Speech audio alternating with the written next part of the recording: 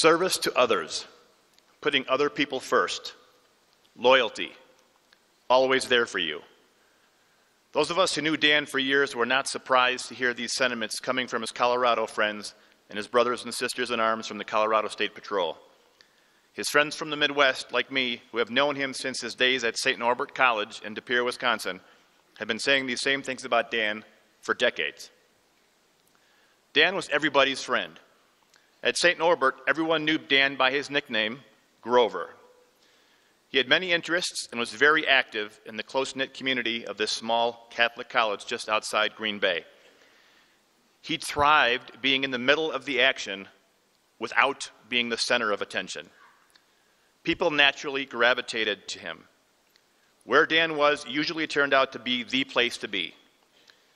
He had a vast group of friends that spanned across graduation years, campus groups, and regions of the country. He was the ultimate facilitator, a quiet leader.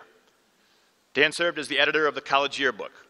He was the trainer of the college hockey team, a commitment that continued even after a hockey puck from a wild shot gashed open his forehead during a game.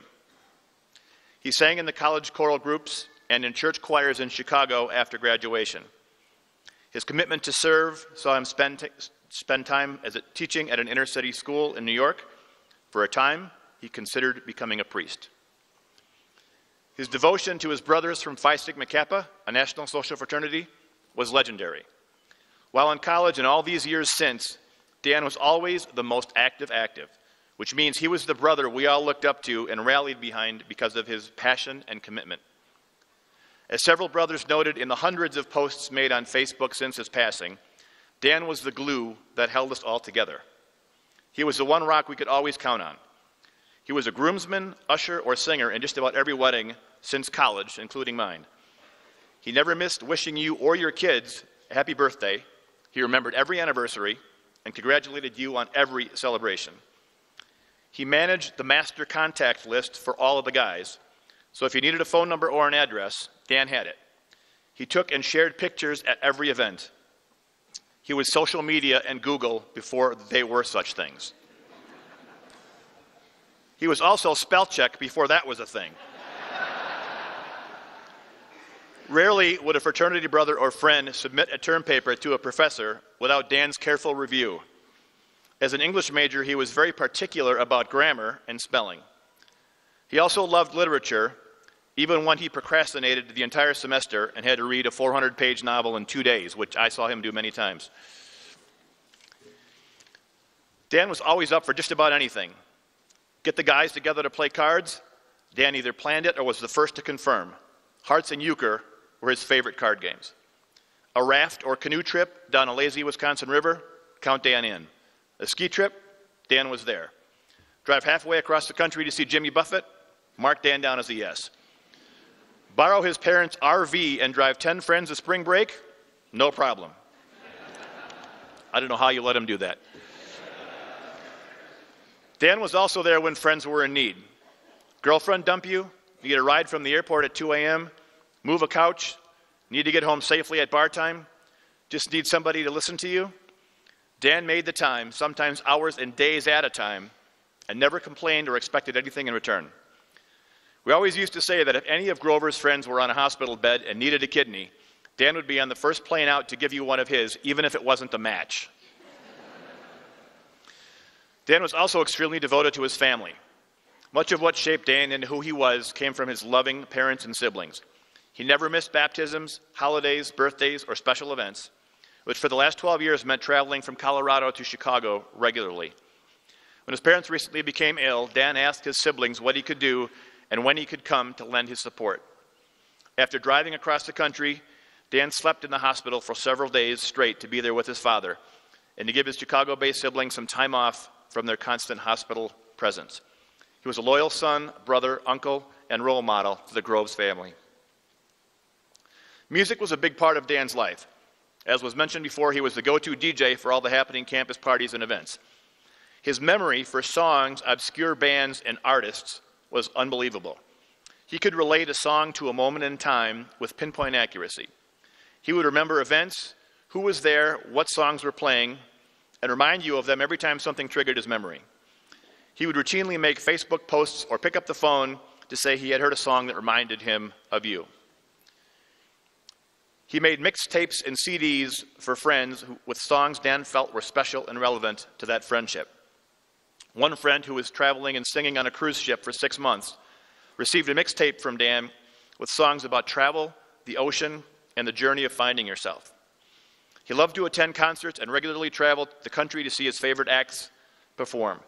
Dan, Eddie, and I had just finalized plans to spend 4 days next month in New Orleans at Jazz Fest listening to bands. In the early 90s, when Dan and many of our college friends lived in Chicago, some St. Norbert alumni had a cover band. Grover never missed one of their shows. He would come early and stay late. He'd be their roadie and was their biggest fan. Grover was everybody's biggest fan. One of Dan's favorite bands was an 80s British band called Level 42. When I learned about Dan's end of watch and how he was serving and protecting in the harshest of conditions, I was struck by an eerie connection to one of this band's songs called Good Man in a Storm. The lyrics say, "When those around me fall in despair, I call upon my common sense because someone has to care. A sudden decision I can't explain, though I've often tried to change the rules, the game remains the same.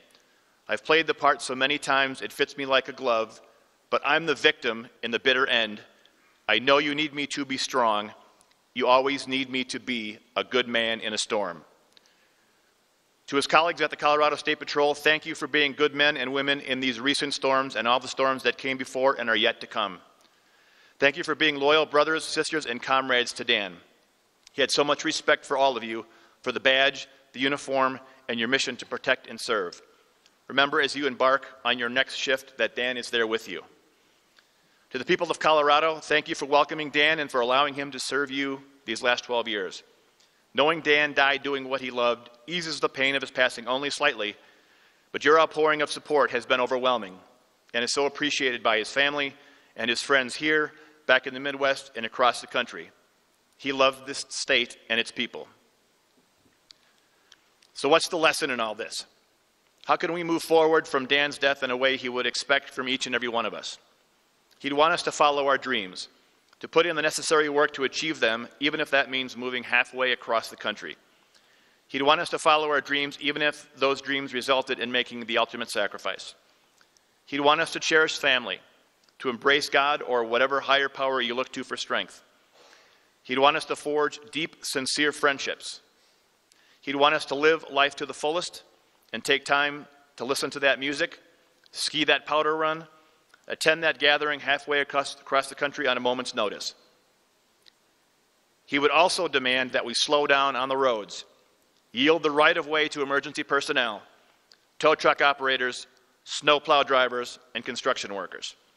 He would demand we be considerate drivers that use our headlights, give proper space to other vehicles, and drive appropriately for conditions.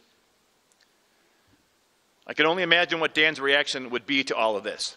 For somebody already so humble, he would be humbled. Flags at half-staff, the kind words at the State Patrol News Conference, the governor's involvement, Danny Boy and Amazing Grace played on bagpipes at the Irish Rover pub, the offerings left at the CSP office in Greeley, the 10-year-old boy in Florida that ran a mile to honor Dan.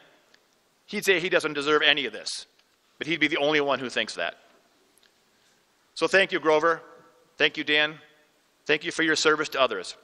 Thank you for putting other people first, for your loyalty, for always being there for us, for being a hero. We will never forget you.